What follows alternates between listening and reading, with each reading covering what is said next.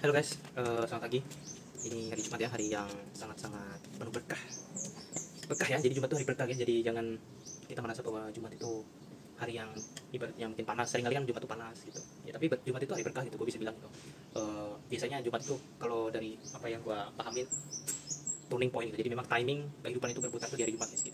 Jadi bukan di malam minggu tapi hari Jumat itu. Jadi ibaratnya amal-amal kita di Jumat minggu lalu itu mungkin ya Jumat ini mungkin kita menerima berkahnya kayak gitu. Oke, jadi pagi ini gitu gue mau ngebahas satu topik gitu mungkin yang mungkin buat kalian yang ibaratnya sedang dalam kondisi ini atau bertanya-tanya mungkin akan relate gitu ya. Jadi kita bakal dulu ya. Oke, jadi topik yang mau gue bahas hari ini itu adalah sebenarnya gue selalu punya catatan ya. Jadi gue selalu punya catatan yang dimana apapun yang gue riset, apapun yang gue alamin itu gue selalu catatnya. Jadi topik pagi ini adalah how to stick with the plan gitu. Bagaimana caranya kita stick with the plan gitu. Kita tetap dalam rencana gitu. Ya, misalnya ketika kita sedang ada posisi, bagaimana caranya kita untuk confidence atau tetap selalu keep position ini dan kita memang tahu bahwa kapan kita exit gitu. Gimana caranya kita melatih diri kita untuk stick with the plan gitu. Tidak merubah rencana, tidak ibaratnya itu melakukan hal-hal aneh di tengah jalan, tidak gitu. Tapi kita memang stick with the plan dan ibaratnya kita tahu apa yang akan terjadi. Ya kita punya hipotesa apa yang akan terjadi walaupun itu masa depan, tapi kita butuh hipotesa gitu untuk diri kita sendiri gitu. Sehingga kita bisa antisipasi misalnya ada sesuatu kondisi yang mungkin memang terjadi suatu ibaratnya reversal segala macam perubahan, maka kita bisa antisipasi untuk ya itu tadi untuk mengambil action. Tujuannya kan adalah action gitu, what you gonna do gitu kan. Okay. Jadi di dalam catatan gua guys ya, jadi gua punya catatan gitu. Jadi ada 4 hal dan ini catatan dari beberapa tahun yang lalu gitu ya.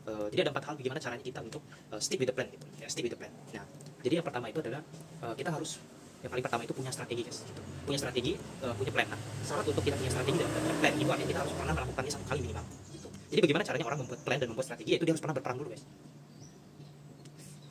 minimal 1 kali, intinya pernah berperang. Ibaratnya kayak gitulah kalau jenderal-jenderal zaman dulu ya, zaman kerajaan orang perang gitu. Nah jadi kalau kita sudah pernah berperang, maka kita pasti memahami bahwa oh ternyata pentingnya kita punya yang namanya itu rencana, punya yang namanya itu strategi. Kalau orang belum pernah berperang, dia ngomong aja, jangan percaya itu, dia tidak punya plan, tidak punya strategi. Pilih nih, kamu harus pernah berperang dulu sehingga kamu tahu jika perang itu kamu menangkan, kamu tahu bahwa strategi yang harus saya lakukan untuk menang lagi seperti ini, dan jika kamu kalah kamu akan tahu strategi yang harus saya lakukan untuk menang seperti ini.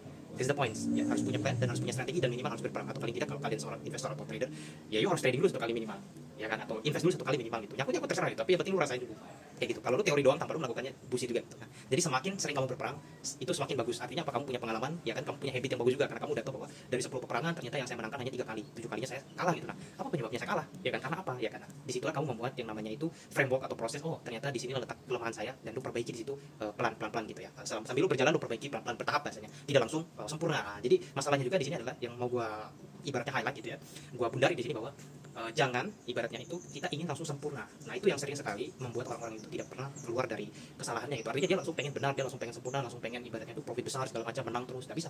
Kamu ya ibaratnya harus memperbaiki itu atau membuat strategi itu, meningkatkan strategi itu ibaratnya itu pelan-pelan bertahap gitu. Karena kamu tidak bisa juga langsung membuat satu strategi di waktu yang sama, ya ibaratnya hanya sehari atau 2 hari atau seminggu langsung sempurna, nggak bisa. Karena kamu harus mencoba lagi strategi itu di peperangan selanjutnya kayak gitu. Apakah di peperangan selanjutnya saya masih bisa menang? Apakah kalah lagi? Kalau kalah revisi lagi, bikin hipotesa baru, perbaiki lagi di mana yang salah, di mana kesalahan saya, di mana kekeliruan saya, apa yang kurang gitu. Apakah saya butuh bantuan orang untuk konsultasi segala macam bla bla bla. Disitulah proses manusia itu belajar dan berpikir gitu. Jadi itu namanya mental petarung gitu loh ya. Nah itu yang nomor 1 ya. Jadi nomor 1 adalah have a game plan and have a strategy dan harus pernah berperang. Oke gitu. Nah yang kedua itu adalah win yang realistis, kemenangan yang realistis atau realistic win ya. Nah atau biasanya benang merahnya itu kita akan lari ke dalam yang namanya optimistik gitu, optimistik. Jadi kemenangan yang optimis kayak gitu. Nah ini teman-teman harus memahami dua konsep yaitu yang pertama margin of safety, terus yang kedua adalah small wins gitu, effect of small wins gitu. Jadi banyak orang itu dia merasa bahwa dia lebih baik bunuh banyak orang, misalnya berperang ya, dia lebih baik bunuh banyak orang dan dia merasa itu menang gitu. Nah padahal kan kalau ibaratnya jenderal Sun Tzu aja bilang bahwa win the battle itu no point gitu. Lu nggak harus menang the battle tapi win the war gitu ibaratnya gitu. Jadi lu nggak harus bunuh banyak orang, tapi selama lu bisa menang itu udah cukup gitu. Jadi lu nggak harus ibaratnya ibarat lu trading nih dari 10 kali 10-nya profit semua ya, nggak harus gitu. Sometimes ya lu hanya butuh 3 kali win, 4 kali win dan lu sebenarnya dapat ibaratnya keluar dalam kondisi net profit atau profit gitu. Walaupun itu adalah small wins ya itu. Nah itu banyak orang tidak paham gitu. Jadi orang itu dia ibaratnya apa, dia pengen win the fight gitu, dia pengen menang dalam pertarungan, tapi dia tidak memikirkan bahwa kuncinya itu adalah win the battle gitu atau win the wars gitu. Jadi gimana caranya dia harus keluar dari peperangan sebagai pemenang gitu, sebagai si juaranya gitu. Jadi bukan soal misal kamu ingin bunuh banyak orang gitu dan merasa bahwa kalau kamu bunuh banyak orang kamu adalah orang yang hebat, kamu adalah pemenangnya. Padahal ya kalau kamu kalah perang juga ya kamu kalah gitu. Walaupun kamu adalah jenderal yang luar biasa, ini saat perang kemarin dia bunuh banyak orang, oh ini saat trading kemarin dia bisa ibaratnya dari 10 posisi win semua gitu. Tapi ternyata in the end kamu kalah dalam satu pertarungan semua itu habis gitu. Kalau kamu kalah dalam satu pertarungan bisa jadi itu habis semua, margin call lah, modal habis semua, bisa jadi kayak gitu. Nah itu yang bahaya banget kayak gitu ya. Nah itu yang tadi ya, jadi lu harus paham yang namanya small wins itu tadi ya, karena itu akan berhubungan dengan optimistic ibaratnya optimistic winnya tadi. Kemudian kita bahas margin of safety kayak gitu. margin of safety ini apa sih sebenarnya gitu. Margin of safety ini sebenarnya konsep paling gampang gitu dalam yang namanya kita trading or investment segala macamnya, pokoknya bisnis lah gitu. Nah, margin of safety ini seperti ini gitu.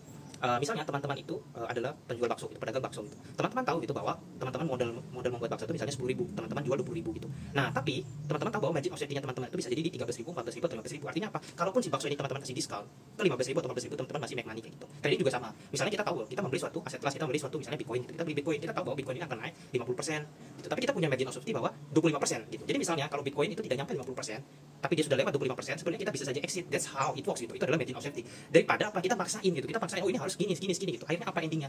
Endingnya adalah kamu nyangkut, kamu nggak keluar gitu. Kamu tangan kosong gak jelas gitu. Ibaratnya apa? Ya kayak kata si orang-orang mentor-mentor itu yang udah hebat, dia bilang apa? Lu itu apa ya, ketinggalan gitu ibaratnya, nyangkut, bahasanya tuh kayak kelas sudah bubar, nah lu nya tuh masih di situ, masih di kelas itu tuh, kata orangnya udah pulang di sekolah itu ibaratnya sudah kosong, sudah gak ada manusia, nah lu tuh masih dalam kelas, masih nyangkut ya, pintu tuh semua udah ditutup, gerbang-gerbang tuh sudah dikunci semua tuh sama penjaga sekolah tuh, nah lu nya masih di dalam tuh, nggak tahu nungguin apa gitu, nggak tahu ibaratnya ya. Nah ibaratnya bahasanya kalau gue bilang begini gitu, you harus know juga gitu, when to stop gitu, kapan harus berhenti gitu. Nah itu makanya kita sebut juga yang namanya tadi lu harus punya realistic win kayak gitu, makanya butuh margin of safety, dan juga lu harus paham tadi small wins tadi gitu. Nggak penting lu profit besar profit banyak itu nggak penting menurut gue. Yang paling penting itu harus paham konsep-konsep dasar seperti ini gitu. Lu mengerti gitu bagaimana cara kerja bisnis seperti ini, mau investment, mau trading, itu sebenarnya sama gitu. Intinya lu taruh uang di situ. Nah, tapi karena lu bermain dengan uang, lu juga tidak bisa menggunakan pola pikir atau ibaratnya ego lu seperti manusia biasa gitu. Karena market itu dikontrol oleh para smart money, para institusi gitu. Bukan lu yang mengontrol the money gitu, mengontrol the market nggak bisa. Jadi makanya kita harus nerapin yang namanya konsep small wins atau margin of safety gitu. Jadi ya setiap buat trading itu gue tahu bahwa mungkin ini gue punya potensi untuk mendapatkan mungkin 100 poin, 1000 poin gitu. Tapi mungkin ya selama dalam perjalanan market tidak menunjukkan kondisi yang kuat gitu, tidak punya momentum yang kuat, mungkin sudah lelah atau segala macam, mungkin mau balik arah lagi. Tapi kan gue nggak pernah tahu. Mungkin orang bisa bilang, oh ini paling koreksi dulu 1-2 hari, sampai seminggu misalnya, dan kemudian dia akan naik lagi. Ya kata orang bukan kata market, kan gitu teorinya gitu. Yang ngomong itu siapa? Orang, bukan market gitu. Nah, ngapain gue percaya orang gitu? Sedangkan itu masa depan gitu. Ya gue percaya diri gue sendiri, yang dimana selama gue bukan dukun, kan gue bukan dukun gitu. Selama gue bukan dukun, gue masih manusia normal ya kan. Ya gue akan ngikut plan gue, yang gimana gue exit gitu ketika suatu kondisi memang sudah tidak selaras, tidak sesuai dengan my plan gitu, sudah tidak ada benang merahnya gitu. Gue sendiri bingung itu apa yang terjadi, ya gue akan exit gitu. Makanya gue nerapin margin of safety gitu. Misalnya memang target gue, target gue Bitcoin akan naik misalnya di 850 juta misalnya kayak begitu. Ya gue akan exit di situ. Sekalipun dia naik ke seberapa, gue nggak peduli, gue bodo amat. Kenapa? Ya kalau lu tahu masa depan. Kalau misalnya dia nyampe 850 juta, dia turun ke 600, ke 700, atau ke 500, atau bahkan ke 100 lagi gimana? Jangan lu salahin orang. Jangan dalam kondisi seperti itu lu tuh malah panik, lu malah nggak jelas, lu malah nggak enak tidur. That's my point gitu. Poin gue apa? Gue selalu bilang bahwa even you have money, you juga harus pakai otak gitu loh. Lu punya duit banyak, ya kan, tapi harus pakai otak juga, harus realistis juga, ya kan, harus ngerti juga bahwa real apa ibaratnya lapangan itu seperti apa kondisinya gitu. Lu nggak bisa teori-teori doang, tapi lu sendiri itu sebenarnya sudah ibaratnya halu gitu, halusinasi, sudah melayang-layang pikiran lu kemana-mana gitu, ya kan. Dan itu kan nonsense. Sesuatu yang ibaratnya sudah seperti itu tuh artinya psikologi lu tuh udah terganggu gitu. Nah, dan menurut gua ya gua udah tentuin target, I will exit there gitu, selesai gitu kan. Dan kalau misalnya dia turun, ya gua beli lagi, selesai gitu. Gua nggak ada masalah gitu. Gua nggak ada merasa bahwa aku akan ketinggalan, aku adalah orang yang rugi karena tidak tahan terlalu lama segala macam, no gitu. Ini adalah game plan long term gitu. Trading dan investment itu adalah long term game gitu, permainan jangka panjang gitu. Lu nggak bisa gitu, lu bermain ini hanya 1 hari, 2 hari, seminggu, nggak bisa gitu. Dan lu sendiri, kalian tahu sendiri gitu. Dan gue dari 2020 ya gue masih seperti ini, gue masih stay in the game gitu. Gue akan terus follow the game, join the game gitu, play the game gitu, ya kan, dan win the game gitu. Gue ngapain gue hanya mikir seminggu 2 minggu, ngapain gitu. Kita punya long term game banget gitu, bertahun-tahun, puluhan tahun gitu. So ya ngapain lu pusingin hal-hal sepele seperti itu kalau lu bermainnya jangka panjang gitu. Nah, kemudian yang ketiga guys ya, yang ketiga itu adalah play it safe ya. Jadi play safe ya, bermain secara aman, stay cool dan know your limit gitu. Nah, 2 hal ini ya gue mau bahas ya, stay cool and know your limit. Bakar rokok dulu bentar ya. Jadi ngomong-ngomong seperti ini itu akan menghabiskan sekali apa ya, energi, dan ya ibaratnya memang ya gue nggak bisa gitu kalau ngajarin orang atau ibaratnya membahas sesuatu itu hanya 5 menit selesai gitu, bisa. Tapi gue pengen ya gue harus bercerita dulu, storytelling dulu, untuk memberikan kalian itu perspektifnya dulu. Ketika kalian mendapatkan perspektif yang ada di kepala gue, kalian bisa mengikuti gitu narasi apa sebenarnya, visi apa yang mau gue sampaikan gitu. Oke, kita bahas dulu ya apa itu tadi stay cool sama know your limit itu. Oke, jadi stay cool itu artinya apa? Jadi begini, situasi market itu dia selalu berubah, sangat dinamis gitu. Hari ini bisa berubah, sejam lagi bisa berubah, 4 jam lagi bisa berubah, bahkan 5 menit ke depan bisa saja berubah. Nobody knows gitu kan. Kalian sendiri tahu bahwa terkadang target gue itu sudah mau tercapai, mungkin hanya sisa 10 poin, tapi dia balik arah gitu. So what I'm gonna do kan? Apa yang harus gue lakukan kan gitu. Nah, makanya stay cool itu artinya state of mind, di mana lu itu tidak terpengaruh dengan kondisi market gitu. Karena lu udah tahu what's your plan kayak gitu. Misalnya, oh ada potensi di mana market ini akan rejection atau akan mungkin koreksi sekian poin. Ya lu tinggal majuin aja trailing stop lu gitu, selesai gitu. Jadi margin of safety-nya lu naikin aja gitu, selesai gitu. Jadi stay cool aja gitu, gak usah lu panik, dan lu gak usah ngerasa bahwa apabila itu kena trailing stop lu ngerasa rugi gitu. Ya no gitu. What happen kalau lu gak pakai trailing stop? Ibaratnya lu sudah profit 1000, lu trailing stop ke 300 sampai 400 dolar untuk profit. Jadi kalau misalnya dia balik arah, ya lu tetap keluar sebagai pemenang, you still make money gitu kan. Daripada lu diamin, dia balik terus kena stop loss, dan mungkin kalau BEP gak masalah, tapi kalau misalnya malah loss gitu kan, ya kan itu ibaratnya apa ya, lu gak cocok gitu di industri ini gitu, industri ini gak cocok lu berarti kayak gitu.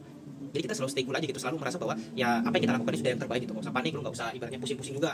Ya ini nanti gimana kalau turun lagi, gimana kalau begini begitu, nggak usah gitu. Stay cool aja gitu, play safe aja gitu, bermain aman aja gitu. Ya kalau misalnya hari ini dirasa profitnya tidak maksimal, akan ada hari besok, akan ada minggu depan, bulan depan, tahun depan, itu apa ya, nggak usah dipikirin gitu. Lu jalani aja, ride the wave aja gitu ibaratnya. Hidup itu kan tidak punya pola sebenarnya, karena hidup itu mengalir guys. Jadi ya udah lu ikuti aja alirannya gitu. Yang penting lu main safe aja, yang penting bisa survive long term, itu paling penting gitu. Nah kemudian know your limit, nah ini juga paling penting guys. Ini juga kan, jadi ketika lu invest atau trading, lu jangan juga set target itu terlalu tinggi gitu, tidak realistis, itu bahaya juga gitu. Karena apa? Karena kita sudah tahu rumusnya yang di mana. Memang kalau lu mau mencapai gain yang sangat besar, lu itu harus menggunakan leverage yang besar, atau modal lu sangat besar, capital lu harus besar gitu ya kan. Mungkin waktu itu ada kan yang bilang ke gua gitu, ini gue akan mungkin profit bisa ke 100.000 atau mungkin profit ke 1 juta dolar gitu. Ya gue langsung bertanya gimana caranya, ya kan, gimana caranya kan. Ya sedangkan kenapa ya, karena capital gue aja nggak segitu banyak, capital pribadi gue nggak segitu besar. Ya jadi profit yang realistis menurut gue itu yang mungkin ya mungkin 20.000, 30.000 dolar gue itu masih bisa gue achieve gitu. Mungkin bisa lebih juga bisa gue achieve, tapi kalau untuk di atas 100.000 bisa jadi juga kalau misalnya memang good moment. Tapi kalau misalnya udah ngomong juta dolar, gue belum punya capital sebesar itu, dan gue nggak berani juga untuk naruh risiko sebesar itu. Gimana caranya gitu untuk lo mencapai misalnya satu posisi profit 100.000 dolar gitu kan. Ya kalau lo menggunakan capital 10.000 dolar, yang nggak bisa, itu kan 10 kali lipat, nggak bisa. Minimal capital lo 5 kali lipat dari targetnya di misalnya 500.000, itu sekitar 5M taruh lah ya. Kalau 10.000 kita anggap aja 10.000 1 dolar gitu, ya lo harus punya modal dulu 5M untuk mendapatkan 1M per tahun misalnya gitu. Nah itu make sense, tapi resikonya seberapa gitu. Misalnya resikonya 50 juta per trade atau sekian, mungkin 20-30 juta, bebas sih berapa resiko yang mau taruh di situ kan. Nah sedangkan gue kan tidak punya capital sebesar itu, jadi itu know your limit gitu. Gue tahu limit gue seberapa, resiko yang bisa gue taruh berapa, dan reward yang bisa gue capai berapa. Gue tahu limit gue nggak mau memaksakan limit gue gitu. Ya play safe gitu, gue bermain aman. Bisa saja kalau misalnya gue buta dunia aja gitu, kayak ya udahlah, gue all in gitu kan, gue all in sudah hantam nih, satu hari ini udahlah cacing naga gitu. Ya what happen, jadi miskin bro gitu. Jadi miskin gitu, what happen kalau lu salah gitu, miskin sudah itu, bapuk sudah jadi gembel gitu, kan nggak bisa juga gitu. Nah karena gue bermain long term, gue tahu bahwa oke, untuk mungkin 5 tahun ini gue berusaha untuk gue bisa mencapai 20.000, 30.000, 40.000. Mungkin di 5 tahun yang ke depan, 10 tahun yang ke depan gue bisa achieve lagi di atasnya itu, 2 kali lipatnya, mungkin 3 digit mungkin bisa juga. Ya, kita kan nggak pernah tahu dunia seperti apa ya, namanya Tuhan kan ngasih berkah, ada yang tahu. Jadi ya kita tahu limit kita sekarang aja gitu, limit gue sekarang seperti apa kayak gitu. Ya kayak lu bawa motor lah gitu, ketika lu lagi bawa motor yang mungkin cc-nya cuma 150, ya lu nggak bisa geber-geber sampai dia tembus 200 km per jam, ya nggak bisa juga ya. Mungkin ya lu jalanin tiba-tiba lu misalnya ada rezeki, ya lu baru upgrade lagi di cc yang lebih tinggi, engine yang lebih tinggi, capital yang lebih tinggi, seperti itu. Jadi this is how we trade gitu. Gini caranya kita menjalankan ibaratnya bisnis seperti ini gitu. Jadi ya, kita harus selalu know your limit gitu. Kita harus tahu our limit gitu, limit kita seperti apa, batasan kita seperti apa. Jangan ibaratnya resikokan apa yang kamu tidak mampu gitu, apa yang kamu sebenarnya tidak siap gitu. Itu bahaya banget gitu. Ya banyak orang itu apa, mereka kan mental judi gitu. Mental judi ibaratnya apa, dia itu tidak menghitung dulu resikonya, tapi nanti kalau sudah kejadian baru dia ngomel-ngomel gitu, dia nyalain siapa gitu kan. Nah itu aneh banget gitu. Sedangkan kita kan enggak gitu, kita sebelum melakukan sesuatu kita udah hitung dulu kira-kira resikonya seperti apa, berapa lama saya harus ibaratnya menunggu, ibaratnya harus selalu stick with the plan ini, berapa lama konfirmasinya, validasinya segala macam, itu kan kita udah plan gitu kan. Makanya kan itu tujuannya belajar itu. Tujuannya belajar itu adalah biar kita tuh nggak tolol gitu. Gue bilang itu orang-orang tolol itu apa ya, orang-orang yang nggak bisa berhitung gitu. Padahal kan ini kan hitungan simple gitu, nggak ada hitungan yang ribet gitu, ya hanya tambah kali bagi aja gitu. Tapi kan orang itu dia tidak mau belajar, justru itu mental dia, fear of learningnya ini yang membuat dia itu selalu miskin, selalu tolol, ini nggak pernah jadi apa-apa juga. Gue bilang gitu ya. Tapi kalau lu belajar kan lu dapat ilmunya, lu bisa hitung, lu bisa tentuin, lu bisa bikin hipotesis sendiri, lu bisa forecast juga perkiraannya seperti apa, kalau ini seperti apa, lu bisa membuat alur proses berpikir lu sendiri. Itu gunanya belajar, lu punya knowledge gitu loh. Ya manusia kalau dia nggak belajar menjadi apa gitu kan, lu tetap dungu gitu, selesai gitu ya kan. Hanya kecerdasan atau hanya ilmu pengetahuan atau knowledge yang bisa ngebawa lu itu upgrade level gitu, next step gitu. Kalau lu ngelakuin sesuatu hal tanpa lu punya ilmunya, itu menurut gue itu hal paling tolol yang manusia lakukan gitu. Lu nggak tahu ini seperti apa, tapi lu paksa ngelakuin itu kan nggak ketemu itu, benang merahnya itu nggak jalan gitu ibaratnya gitu ya. Nah, jadi nggak bisa gitu, lu harus punya step by step, belajar pelan-pelan, sehingga dari belajar itu lu punya pengalaman ya kan. Dan dari pengalaman inilah sebenarnya yang dia akan push your limit itu, dia akan memberikan momentum ke dalam diri lo untuk menemukan apa yang kamu cari itu seperti apa. Nah itu yang ketiga tadi, jadi yang ketiga tadi play it safe ya. Jadi yang keempat, yang terakhir itu adalah check yourself gitu. Nah yang terakhir itu sebenarnya kita check yourself, kita check ourselves gitu, cek diri kita gitu. Kita perhatikan diri kita. Bagaimana caranya kita stick with the plan kalau kita panikan gitu. Ya misalnya ini kita lagi perang gitu. Nah pasukan kita 1.000 orang gitu, pasukan lawan 5.000 orang. Nah pertanyaan kan simpel aja nih, kalau misalnya lu nggak yakin, lu nggak usah perang selesai, iya kan? Nggak usah perang selesai. Tapi kalau misalnya lu yakin stick with the plan, ya lu optimis bisa. Berarti kan 1 banding 5, artinya 1 orang harus bunuh 5 orang tuh misalnya kalau mau menang kayak gitu kan. Minimal ya 3 orang gitu kan. Nah tapi kan ya kalau lu misalnya dari hitungan lu, dari perkiraan lu misalnya ini bisa menang perang ini, ya lu sampai aja gitu. Nah, tapi kalau misalnya lu nggak yakin, ya check ourselves aja gitu, tanya aja diri lu sendiri, yakin nggak sih gua gitu. Ya kalau nggak yakin jangan dipaksa, ya gitu aja, sesimpel itu. Makanya kita selalu punya adjustment gitu, ya. Jadi penyesuaian gitu. Jangan dipaksa. Jadi tidak terlalu statik juga, tidak terlalu strict juga, tidak terlalu ketat, tapi kita dinamis gitu ya. Gimana cara kita senyaman mungkin, serelax mungkin gitu. Ya jadi kita ibaratnya itu selalu kembali ke diri sendiri intinya gitu. Poinnya adalah selalu kembali ke diri sendiri. Apa yang kita rasakan gitu. Kalau misalnya kita sedang punya posisi dan kita sudah merasa sangat panik, ya udah pakai trading stop atau ambil partial ya, dan sudah tinggalkan dulu. Bisa jadi memang mentalmu lagi nggak bagus, jangan dipaksa lagi. Kamu lagi panik, paginya sudah panik, siangnya buka posisi, ya malamnya nangis sudah nggak bisa tidur. Kan kayak gitu seringnya terjadi gitu. Memaksakan hal yang tidak perlu gitu, ngelakuin hal-hal yang ibaratnya itu konyol gitu, itu jangan gitu ya. Jadi jangan bertingkah seperti badut gitu kan, jangan gitu, jangan tolol banget lah ibaratnya. Ketika lo tahu bahwa itu salah, ya jangan dilakuin gitu, kesalahan itu jangan dilakuin gitu. Itu formula simpel menjalani kehidupan gitu. ketika kamu tahu itu salah, itu sesat, itu nggak benar, ya jangan dilakuin. Semakin kamu ngelakuin, kamu nyoba-nyoba, itu pasti bad ending, itu endingnya pasti nggak bagus gitu ya. Jadi itu adalah 4 hal ya yang udah gue jelasin, how to stick with plan ya.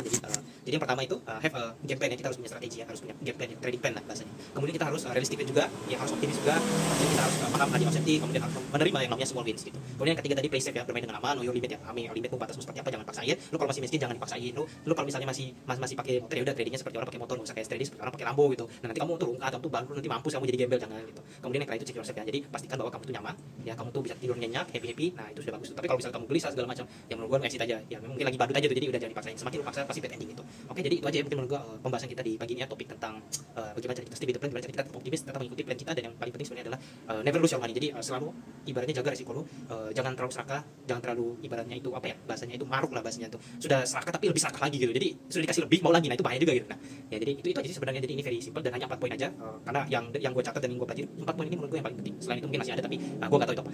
Oke, thank you so much guys, sampai jumpa lagi di pembahasan topik